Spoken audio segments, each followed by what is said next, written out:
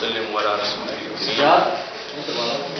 اما بعد فاعوذ بالله من الشيطان الرجيم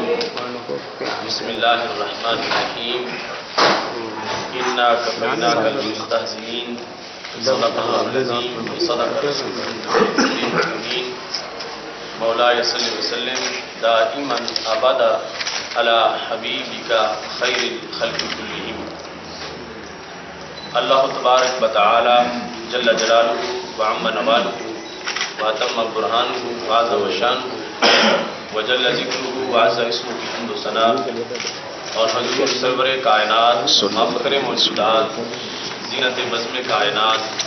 دستگیر جہاں غمگسار زمان سید سربراں حامی بے قسم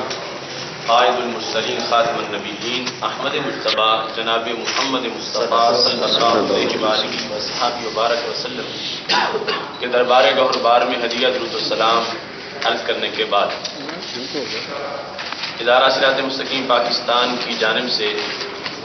میں آپ تمام حضرات کا شکریہ ادا کرتا ہوں کہ آپ نے تحفظ ناموس رسالت کے اہم ایشو پر پہلے بھی ہمارے ساتھ تعاون کیا ہے اور آج بھی ہمارے پیغام کو ہائی لائٹ کرنے اور پہنچانے کے لیے آپ یہاں پر موجود ہیں. اللہ آپ کو اس پر اجر عظیم عطا فرمائے. پاکستان میں اس وقت جو حالات ہیں اس کے لحاظ سے تحفظ ناموس رسالت کا عنوان کئی وجوہ سے مرکز توجہ بنا ہوا ہے.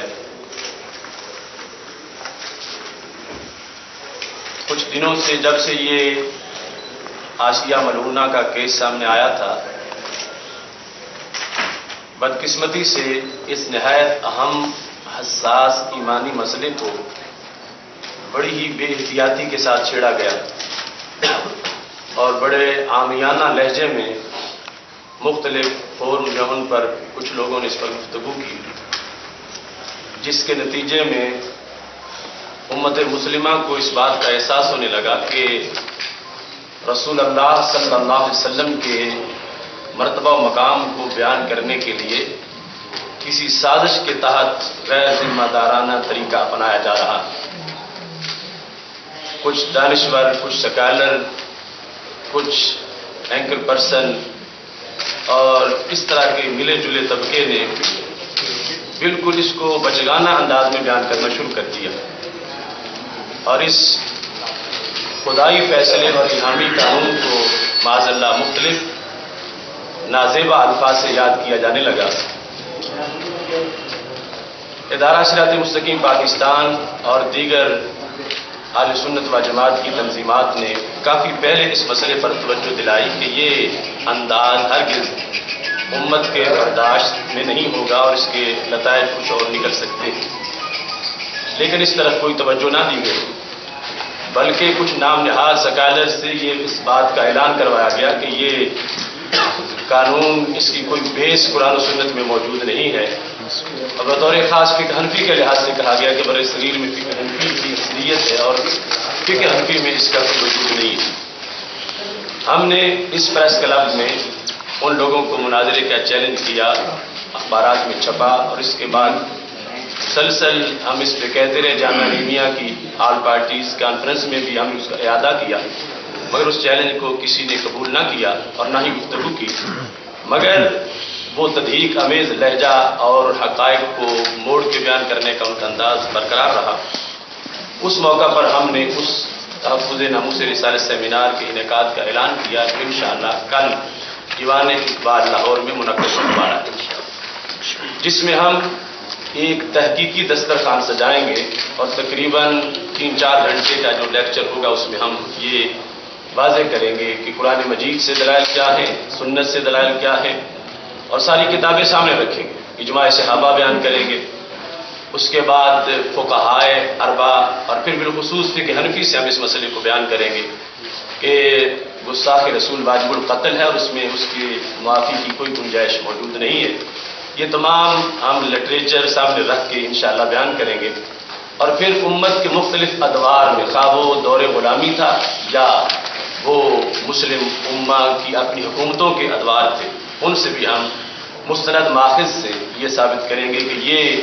دستور قانون جو خوش قسمتی سے پاکستان کے آئین کا حصہ بنا، یہ کوئی یہاں کے لوگوں کی سوچ کی پیداوار نہیں، یہ قرآن و سنت کے قطعی دلائل پر اور ہر دور میں امت مسلمہ کے عقیدے پر مشتمل یہ قانون ہے۔ اس اہم سیمینار کے اندر جو محض فکری، تحقیقی اور علمی سیمینار ہوگا، آپ تمام حضرات کو بھی میں شرکت کی دعوت دیتا ہوں کہ آپ ٹائم نکالیں، اور جو ایک تحقیقات کا طویل ترین سلسلہ ہے جس کے پیچھے کئی سالوں کی محنت ہے، اور وہ دسترخوان جو سجے گا تو آپ بھی اس میں ضرور شریک ہوں۔ یہاں اس بات کا امر بھی اور اس کی وضاحت بھی ضروری ہے کہ تحفظ ناموس رسالت کا عنوان ایسا عنوان ہے، اس میں ہم جیسے خطیب بولنے والے لوگ یہ اپنی خوش بختی کے پیش نظر حصہ لیتے ہیں، ورنہ اللہ نے خود وعدہ کیا ہوا ہے انا کفیناک المستہزئین، کہ میرے نبی صلی اللہ علیہ وسلم جو تمہارا مذاق اڑائے گا اس سے میں آپ بدلہ دوں گا۔ اور رب ذوالجلال نے یہ وعدہ ہمیشہ پورا کیا، اور بدلے کا انداز پہلی امتوں میں یوں ہوتا تھا کہ اللہ عذاب نازل کر دیتا تھا، اور اس امت میں انداز بدل گیا کہ اس امت نے خود اللہ کی طرف سے دی ہوئی اس ذمہ داری کو قبول کیا اور اپنے زور بازو سے بدلہ لیا، جس کو رب ذوالجلال نے اس امت کے اعزاز میں شامل کیا۔ ذمہ خود لیا تھا، مگر جب قریش مکہ کی اظہار ثانیہ حد تک پہنچی تو پہلی امتوں کی طرح وہ بندر نہیں بنے، نہ ان کے گھر تن سے نہ آگ آئی، ان کے سر صحابہ نے خود کاٹے، اور ساتھ اگر بدر کے میدان میں معاذ و محبت ابو جہل کا پتہ پوچھتے ہیں تو وجہ بخاری میں یہ نہیں لکھی ہوئی کہ یہ رب کو سجدہ نہیں کرتا یا اس نے کچھ مسلمانوں پہ تشدد کیا ہے، ان کی زبان پہ یہ لِأَنَّهُ كَانَ يَسُبُّ رسول اللہ۔ سبحان اللہ، سبحان اللہ۔ ہم اس کا پتہ اس لیے پوچھتے ہیں اس کو مارنے کے لیے کہ یہ ہمارے نبی علیہ السلام کو گالیاں دیتے ہیں۔ اس بیس پر امت مسلمہ نے اس وقت بھی جب سر کاٹے اور بدر میں کنویں میں جوڑے تو یہ پتہ چلا کہ اللہ کی قدرتیں اس وقت بھی کامل تھیں، لیکن عذاب نازل نہیں کیا، محبوب کے غلاموں کو توفیق دی کہ انہوں نے بدلہ لیا۔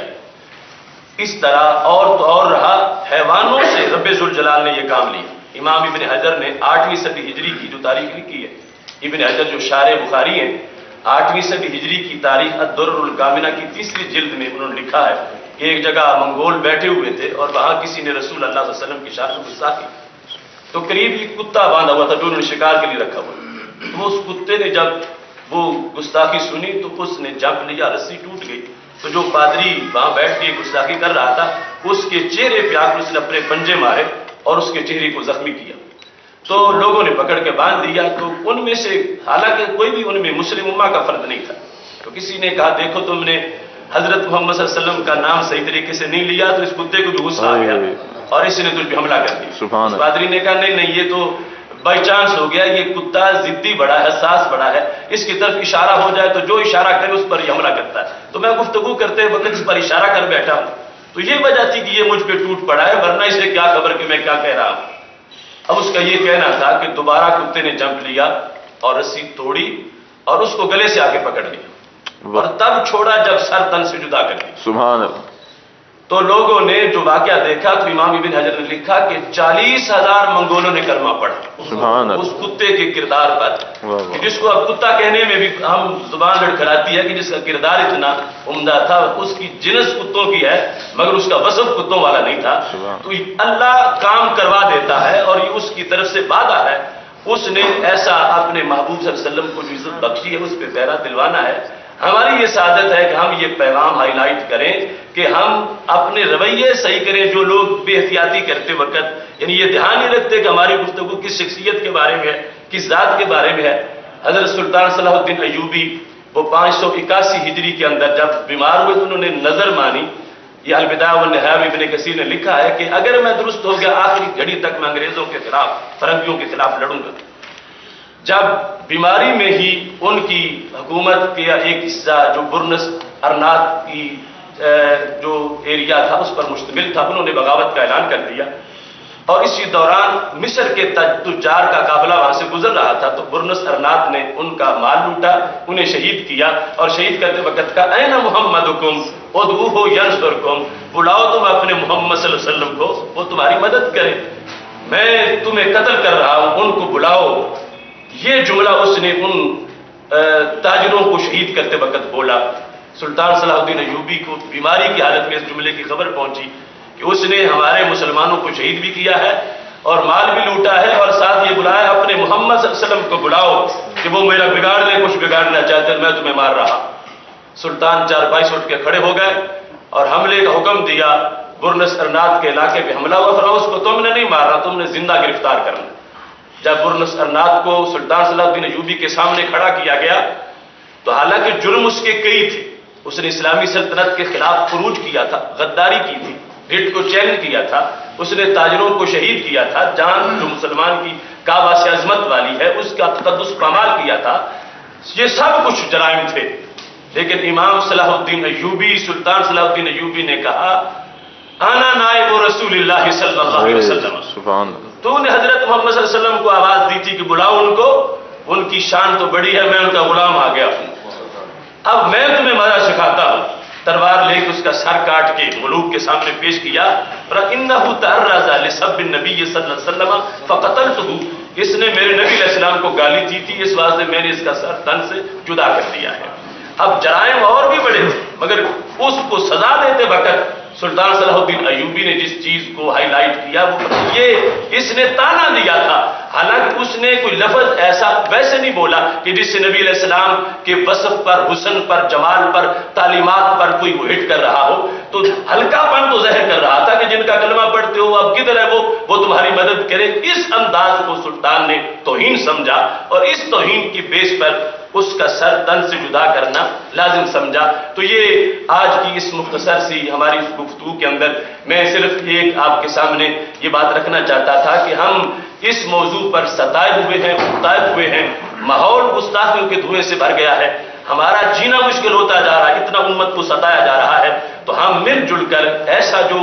انداز ہے ان کی ذات مقدس کے بارے میں اظہار خیال کا،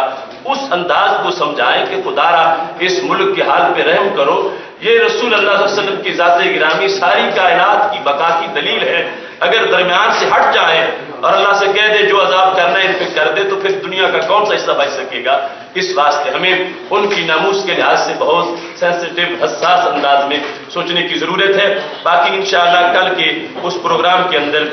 غازی ممتاز حسین کے لحاظ سے اور عصر حاضر کے جو دیگر اس وقت کے مسائل اسی سے ریلیٹڈ ہیں، اور پھر اسمبلی میں جو بل پیش کیا شیری رحمان نے اور دیگر جو صدارتی کمیٹی کے لحاظ سے جو شہباز بھٹی کی قیادت میں بنائی گئی، ان تمام امور پر انشاءاللہ کل بحث ہوگی، اور تفصیل کے ساتھ اصل مسئلہ جو ہے کہ کل کا پروگرام تحقیقی نوعیت کا پروگرام ہے، میں نے اس کے لیے